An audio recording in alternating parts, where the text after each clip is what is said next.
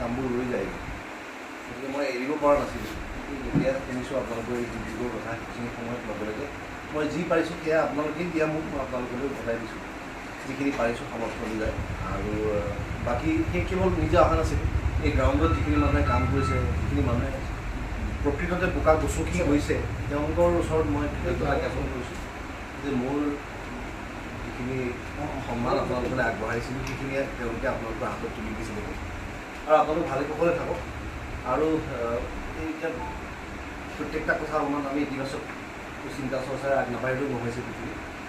এতিয়া দেখিলোঁ মানে যে বানপানীৰ সময়ত যিমান সমস্যা হৈছে মানুহখিনিৰ মাজত, তাৰ মাজত কিন্তু এটা বৰ ভাল কথা হৈছে যে আমি একতাৰ গুৰুত্বটো অনুভৱ কৰিছোঁ, যে আমি আটাই আচলতে কিমান গুৰুত্বপূৰ্ণ ইজনে সিজনৰ কাৰণে।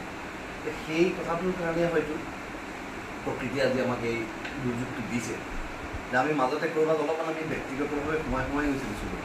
মোৰ অমুক আছে, মোৰ তমুক আছে, এতিয়া দেখিছোঁ চব একাকাৰ।